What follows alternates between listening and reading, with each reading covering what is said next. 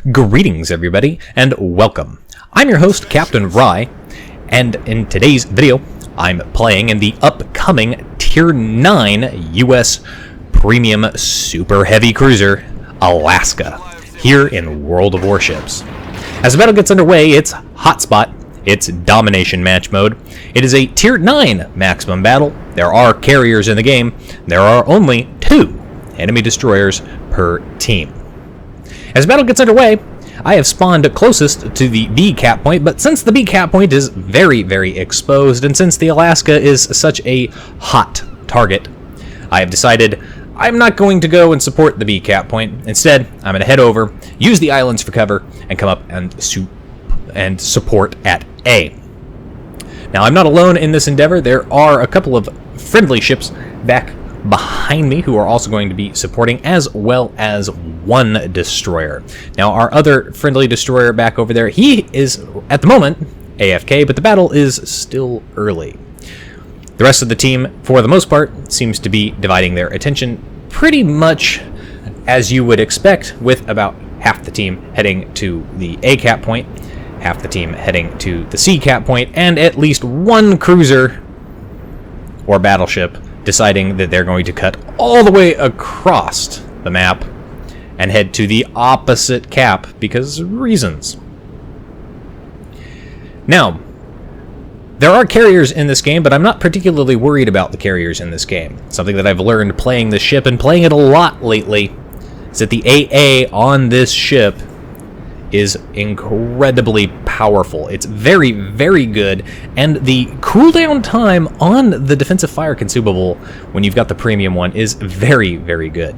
As I come up towards the A cap point, you'll notice that I switch over to the high explosive. A very quick swap reload. I do have that as a captain skill on the ship, and I do recommend that because of the nature of these guns. Being able to swap quickly between high explosive and armor piercing is going to be very useful, especially if you find yourself in a position where you need to shoot at an enemy destroyer, or you have a battleship that's bow tanking you. You can go ahead and set them on fire instead of derping your armor piercing. As I push up here, I pop my radar consumable. You can see the radar consumable lasts quite a while, and I'm able to spot not one, but 2. Both of the enemy destroyers are here at the A cap point.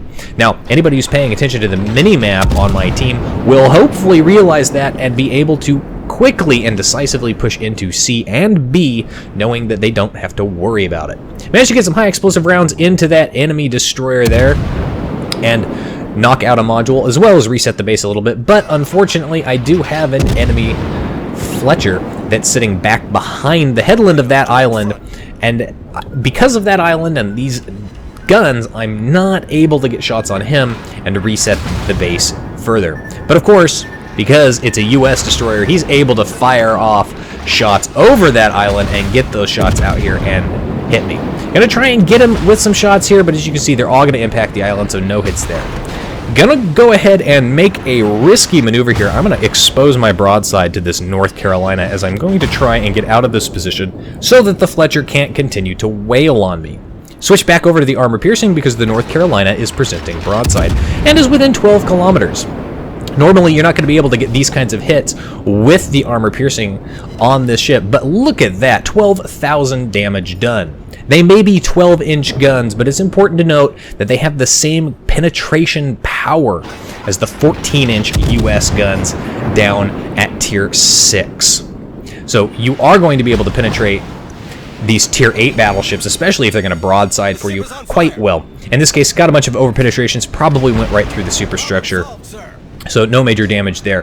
But that 12,000 damage, that's some heavy hits right there on that North Carolina, and it's hopefully going to make him rethink his life choices. In the meantime, have a Seattle currently lobbing high explosive at me. Now, right now, as the ship is, that high explosive isn't going to do too much. Probably set a couple of fires, and this ship does like to burn, and I will tell you that now. But as it is right now, not too terrible. However, the developers have said they are changing the fire duration on this cruiser from a base 45 seconds to a base 60. But the Alaska is not the only ship that they're changing this to. They are also changing it on the upcoming Japanese heavy battle cruiser, and they're changing it on the Stalingrad and the Kronstadt. All of these ships, all of these like ships at Tier 9 and Tier 10 will now have a base 60-second fire burn duration, the same as you'd have on a battleship. And the reason for that is, well, these ships are incredibly powerful and a little bit OP, as we will see. It makes it very, very difficult if you are in a battleship or another cruiser to try and take one of these ships out unless you burn it down.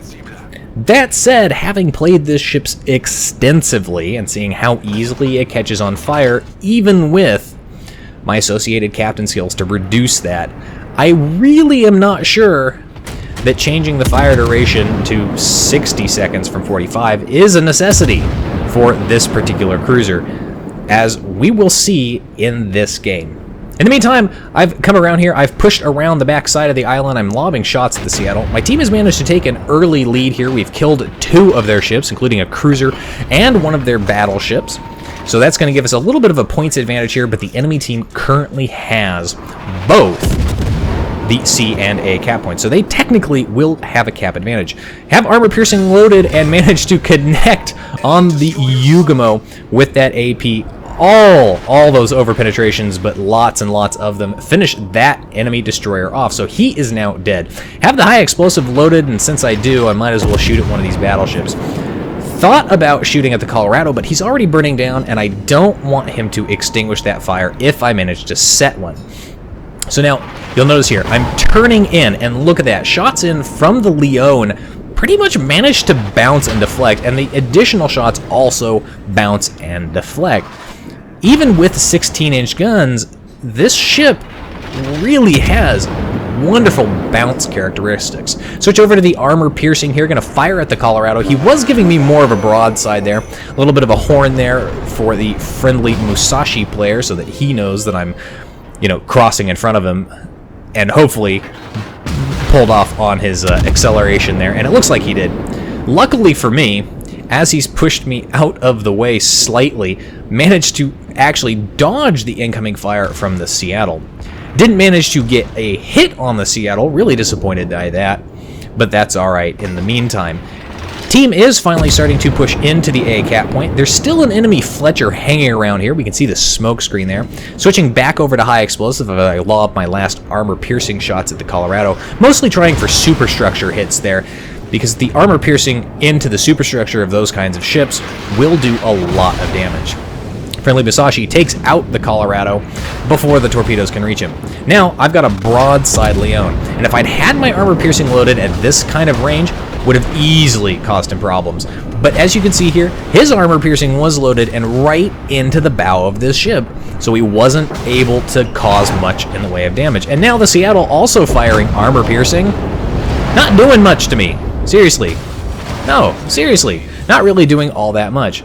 Seattle probably got pissed off that his high explosive wasn't doing that much either, and is probably getting a little more consistent damage off of the armor piercing. Speaking of armor piercing, I still have armor piercing loaded. The enemy carrier has been spotted, and the Fletcher has been spotted as well. Still have my armor piercing loaded. Should have switched over to the high explosive here. Popped my radar. Didn't necessarily need it as the Fletcher comes out of his smoke screen well inside of his detection range. So I'm going to go ahead, have my armor piercing loaded, and fire shots into him. Look at that. Even with the over penetrations, those shots do a lot of damage and basically make this destroyer a sitting duck for everybody else back over there. Musashi takes yet another kill, finishing off the Fletcher. Ibuki manages to set a second fire on me. That's really annoying, so I put that fire out here. And because it's a cruiser, the duration of the damage control very low. Managed to double Citadel that Ibuki, caused him a lot of problems, but his shots coming in there managed to set me on fire again. Now, remember what I was talking about, the fire duration going up here. I've got 24 seconds left on this fire now, and I've got 2 of them burning, so I'm going to take a lot of damage here. If it bumps up to 60, I'm not sure if I'd actually have survived this particular engagement. In the meantime, pop my defensive fire consumable and shoot down as many of those damn tier 7 carrier aircraft as possible, and I actually managed to succeed in shooting down a number of them. The AA suite on this ship is very, very good. In fact, had a tier 9 carrier who just couldn't figure it out and wouldn't leave me alone in a recent battle. Constantly and continuously sent aircraft. By the end of that battle, while I didn't get a kill and didn't do a lot of damage, I had shot down 30 of his planes, and our friendly CV, who did a great job in the game, managed to shoot down 37. So basically, between the two of us, we were responsible for half of the enemy aircraft shot down. Now, you'll notice here I'm holding myself back behind this island just a little bit, just so that I can get shots over, but hopefully so that I'm not spotted before my heal was available. Did get my heal up, started recovering health, fired the shots, dropped off detectability after firing, and then nosed forward just enough for that Seattle to spot me. You can see there the detection range only 11.9 kilometers. At this point, though, the enemy team down to 4 ships. My team has only lost 1 vessel. Seriously, what kind of craziness is that? Fire off more shots at the Seattle. Do manage to connect. A lot of over-penetrations there. Managed to bounce one. Not sure how that happened. Enemy Ibuki, who set me on fire, is dead. No longer have any heals now, so any damage I take is going to stick. Luckily, the degrosser is back behind the island, and his shots managed to miss me completely. My shots do connect home. There's my Confederate. There's a Citadel. I've been waiting to do that to this Seattle all damn day long. And he's going to continue to fire shots off at me. This is really starting to annoy me. He would love to set me on fire, and he'd love to probably set multiple fires here. More shots, managed to hit another big hit there. But I don't think at this point my guns are going to reload quickly enough to secure the kill. But that's alright. I am going to wait. I'm going to see, and nope, don't manage to secure the kill on him. So only 1 kill in this game for me. The degrosser is the only ship left aside from the carrier, and he's very low health. Put the fires out so I don't continue burning. Fire off shots just as the degrosser dies. A very, very quick battle overall. Confederate and Dreadnought earned in that game. Very toasty game for me, as I was set on fire, what, how many times? At least 5 times in that game. 96,000 damage done in that game, 6 aircraft kills. 1 kill, though. No solo base caps, but a base cap assist, and 3 Citadels overall. What's surprising, though, is in this game, top of the team for XP earned at 1,900 base XP, just shy of that 2,000 mark. St. Louis on our team, who you saw back up in the corner there, he did pretty good. The Musashi managed to secure a Kraken Unleash. Of course, at least 2 of those were kind of kill steals, but that's okay. He got the Kraken there. Overall, a very good game, and still loving this new cruiser. Anyway, that's it for today's video, folks. If you like the video, hit the like button, hit the subscribe button, leave a comment down below. If you'd like to get semi-regular channel news and updates, you can do so by liking and following me on Facebook. If you've got a replay like this one that you'd like to have me take a look at or see featured on my channel with my wonderful voice, you can do so by sending it to my email. And if you'd like to watch me play various games live, albeit intermittently, you can do so by following me on Twitch. You can find the links for all of those in the video description down below. And as always, I'll see you next time. This is Captain Rye, signing off.